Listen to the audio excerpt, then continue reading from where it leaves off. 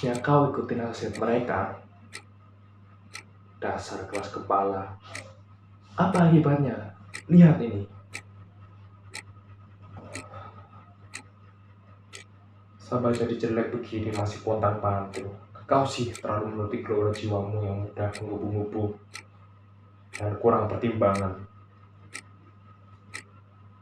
Memang penuh gairah, tapi tak logis. Coba kalau imajinasimu dulu tak awang-awang, tak akan sesulit sekarang keadaanku.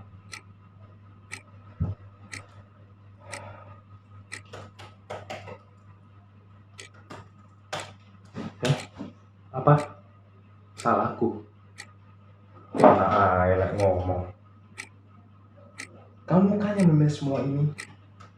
Sok romantis, sok beda dari yang lain. Terlalu percaya pada fiksi, pada puisi.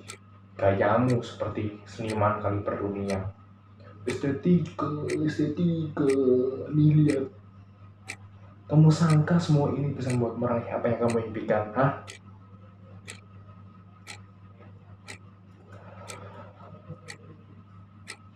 Coba kalau kau dulu bersikap patuh seperti teman-teman sekelasmu. Berpikir tapi tidak sebagaimana anak-anak yang waras pikirannya. Sekolah dengan baik, hidup tertib, menggembleng diri supaya menguasai keahlian di bidang lebih bernilai guna dan bisa diandalkan dan mendapatkan pekerjaan yang layak. Lah kamu malah edan-edanan dalam fiksi, puisi, seni. Alah, inilah hasilnya. Kamu malah edan-edanan dalam fiksi. Begadang siap malam demi membakar ide, imajinasi, getaran lembut dari palang jiwa terdalam. Semua yang tak bisa dinyahkan lagi. Bayang-bayangi jiwamu sepanjang hayat, mengilhami, menginspirasi, membentuk watak karakter keseimbangan.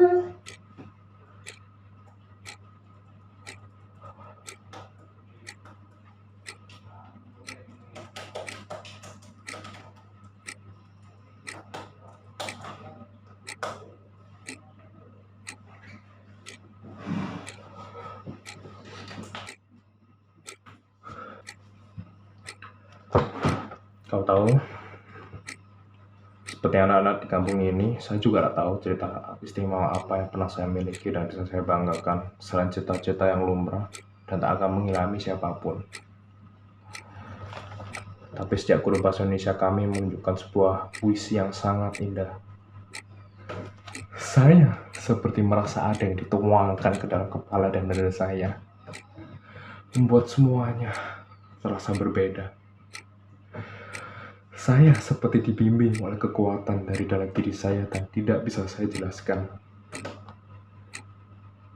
Dan kau tahu, saya tak pernah membenci pelajaran-pelajaran yang lain. Tapi saya jadi cinta banget dengan puisi.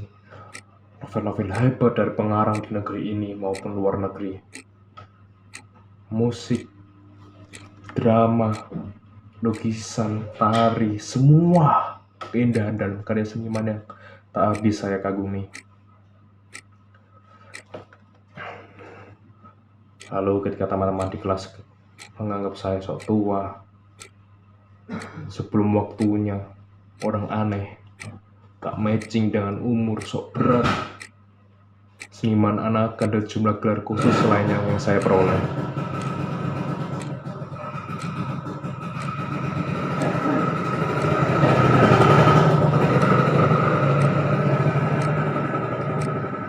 Teman-teman tidak mengucilkan saya, mereka hanya senang mengolok-olok demi bisa tertawa lantang bersama-sama. Tapi saya senang. Setidaknya saya membahagiakan mereka.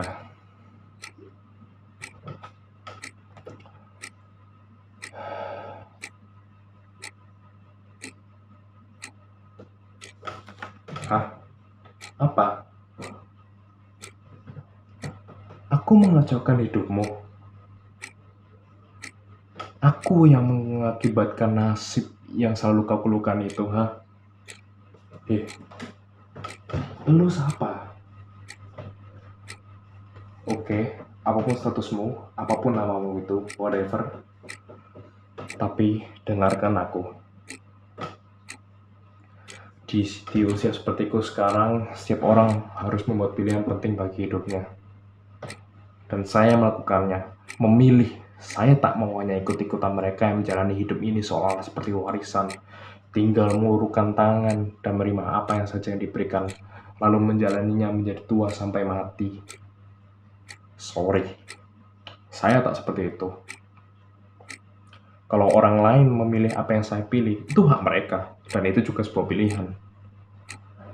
Tapi saya juga tak mau terus-terusan kau salahkan dengan pilihan yang saya ini. Saya ingin jadi pengarang, seniman, and that is my choice. Jadi, kau tak bisa terus-terusan menyalahkan aku, mendatangiku dan memintaku mengubah pilihan ini. Tiada guna keluhan, berhentilah merengek. Biarkan aku istirahat, biarkan aku sempurna sebagai masa lalumu. Lihat dan terima hidupmu yang sekarang dengan berani.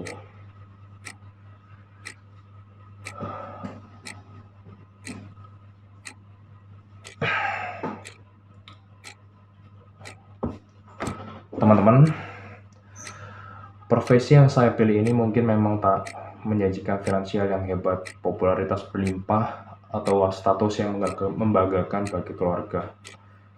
Tapi saya harus menjalaninya, dan saya tahu saya tak akan mendapatkan dukungan dari siapapun. Mungkin mereka tak akan menghalangi saya karena saya keras kepala. Tapi mereka tak akan menunjukkan dukungan. Saya hanya akan dibiarkan dengan pilihan ini.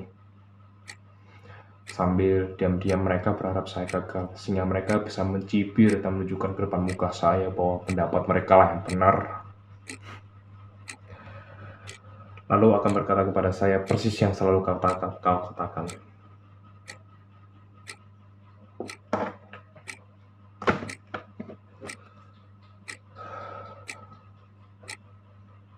Kalau sudah begini, siapa yang akan menolongmu? Sekarang semuanya sudah terlambat. Toh, mau daftar polisi, mustahil. Sudah berumur. Mau ikut parpol supaya beranjak cepat karirmu? Nggak mungkin. Palingnya cuma kebagian peran hore-hore. Mau merintis bisnis, modal nggak cukup. Pinjam uang di bank, nggak akan ada yang percaya. Mosok mau sodorkan fiksimu itu sebagai jaminan. Kapok, makanya jangan ngeyel.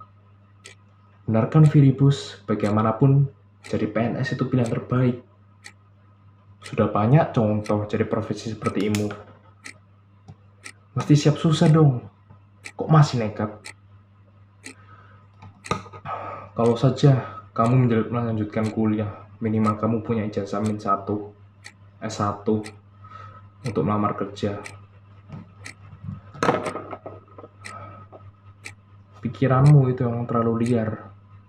Harusnya kamu seperti anak-anak lain, beres SMA nyambung kuliah, sudah sarjana cari kerja, lalu menikah, bahagia sampai tua, mati, masuk surga, itu yang benar.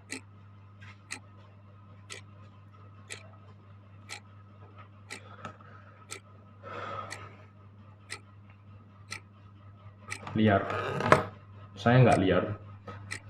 Saya hanya ingin berpikir bebas. Saya juga mengerti batas-batasannya.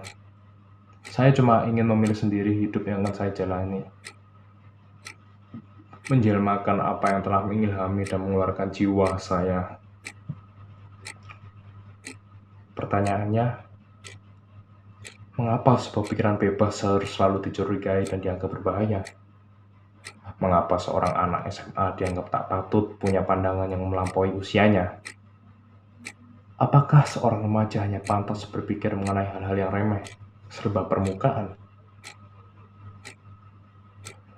Mengapa seorang remaja yang tidak suka dengan film dan novel percintaan yang cengeng dan lebay dianggap aneh? Apakah seorang pria seusia saya akan jadi sinting hanya karena menggemari puisi, sastra? Apakah cita-cita yang dianggap benar harus selalu sesuai dengan standar hidup orang banyak?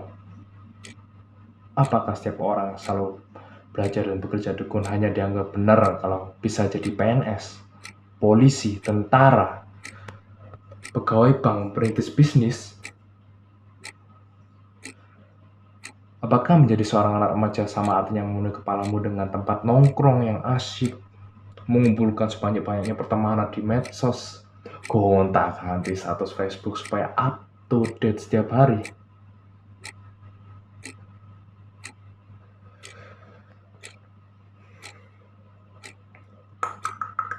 Sedang PDKT dengan siapa? Berapa kali sudah ganti pacar? Atau masih jomblo? Mengumpulkan daftar-daftar hal yang menyebalkan dan menyenangkan untuk jadi obrolan di hari libur sekolah. Selfie di semua tempat lalu mengeditnya supaya bisa dipajang jadi foto keren. Oh, saya tidak membenci semua itu. Saya hanya tidak rela kalau hanya itu isi batok kepala saya ini. Saya hanya ingin melihat dan menjalani hidup saya dengan cara yang berbeda. Saya hanya tidak ingin hidup saya terlalu penuh dengan bui. Saya hanya ingin selalu bergelora, digerakkan oleh tenaga yang amat kuat dan murni dari dalam diri saya. Terus-menerus terilhami. Dan saya menemukannya dalam puisi, musik, sastra, di dalam seni. Apakah itu salah?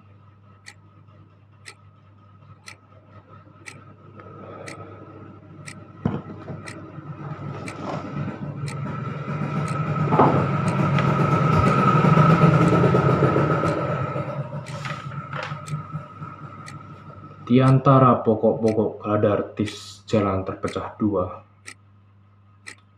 Sebagai pengembara, aku tak bisa mengambil keduanya. Maaf jika aku terpaku lama memandangnya. Kupandang begitu rupa salah satunya, sampai pada semak-semak di ujung sana. Kupandangi juga jalan yang satu lagi, sepertinya lebih menarik hati. Rumputannya rapi, seperti gampang dilalui bagi yang sudah pernah melewati. Mungkin sama saja yang serasanya dengan yang tadi. Pada pagi hari, kedua jalan itu terlihat murni. Tak ada jejak-jejak kaki, rerumputan tegak bestari. Oh, kuputuskan kulalui jalan pertama esok hari. Meski tak tahu apa yang akan kutemui di ujungnya nanti. Tak juga tahu apakah aku akan kembali.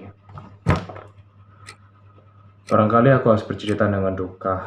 Suatu saat pada umur kita akan berjumpa bersimpangan seperti jalan bercabang dua. Di mana aku telah berjalan pada salah satunya, jalan yang jarang sekali dilalui. Dan itulah beda kita.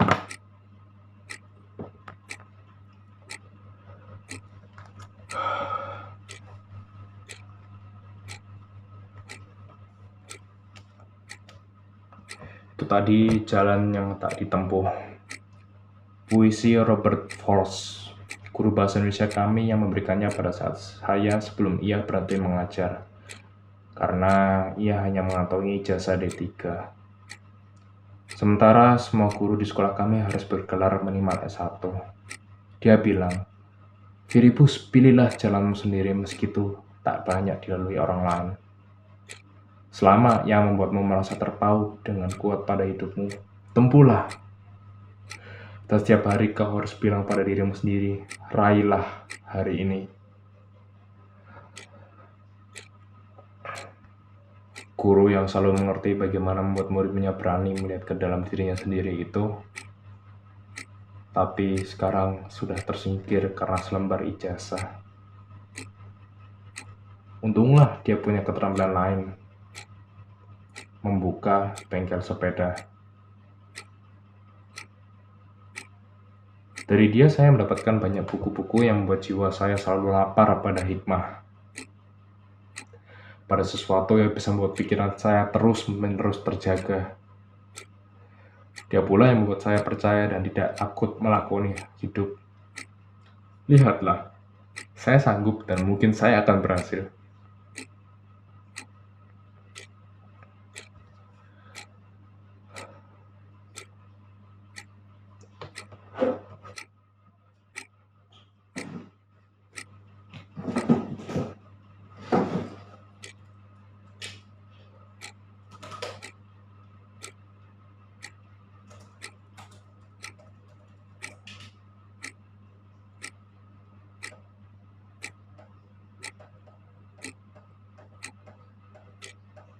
akan mungkin pilihan tenses yang salah. Lihat, ini bukan lagi future tense. Ini sudah present continuous tense. Wah, kamu sudah gagal. Lihat, saya sudah gagal. Kalau saja dulu kamu tidak sangat puitis, tidak nyecer guru bahasa Indonesiamu untuk menjelaskan makna puisi itu, tentu kamu tidak akan keracunan ilham seperti itu. Kalau saja kamu tetap melanjutkan kuliahmu dan membiarkan bapak menjual sepetak sawahnya untuk biaya pendidikanmu, tentu saya sudah jadi sarjana dan bisa dapat pekerjaan lebih bagus. Tapi kamu malah bertingkah Pak filosof Yunani antik.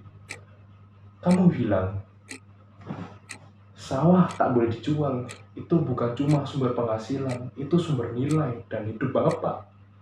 Itu cara bapak menjalani hidup, menunjukkan bakti pada Tuhan dan kehidupan. Kalau semua petani berpikir menjual sawahnya demi biaya pendidikan anak-anaknya, bangsa ini akan kehilangan besar, Pak.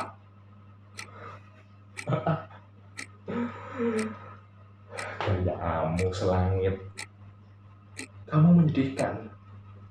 Menyangka dirimu telah memilih hal yang benar karena mengikuti dorongan dari dalam jiwamu. Padahal akibatnya bisa kau lihat sendiri kan. Pada saya sekarang. Kamu menyedihkan.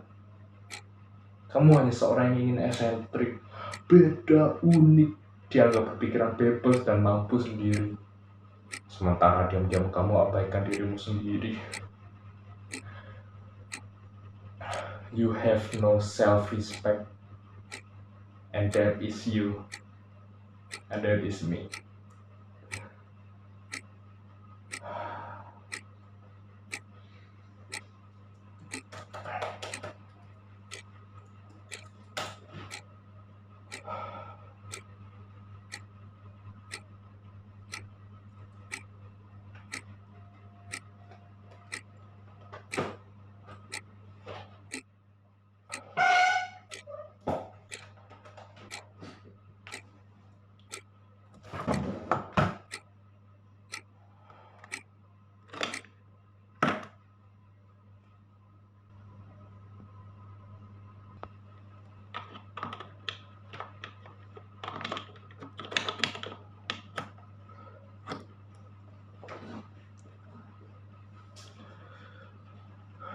Saya susah sekali menambahkan keduanya.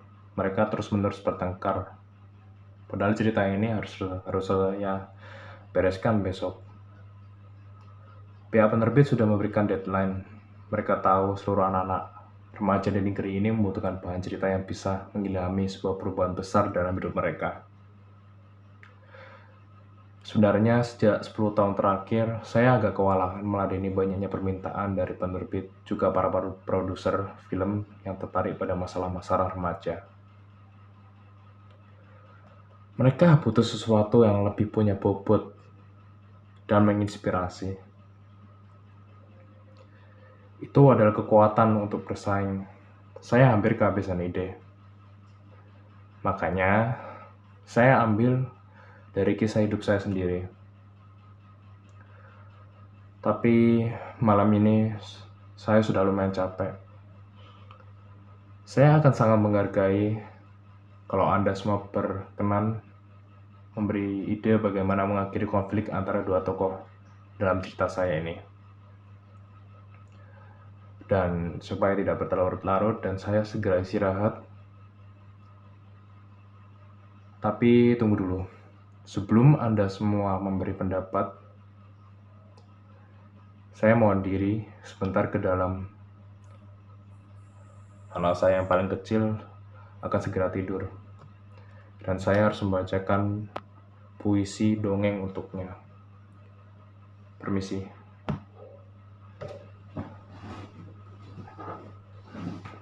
Oh iya, jangan terlalu berisik ya. Nanti mereka berdua muncul lagi dan bertengkar. Oke, permisi.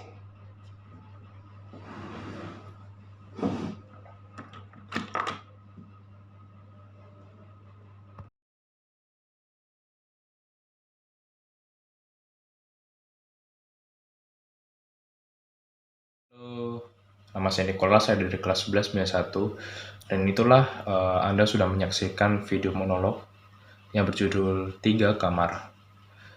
Memang video ini kurang dari kata sempurna, namun bila video ini dapat melengkapi tugas dari seni budaya, yaitu monolog. Yaudah, itu saja yang dapat saya sampaikan. Mohon maaf jika minta waktu Anda. Terima kasih dan sampai jumpa.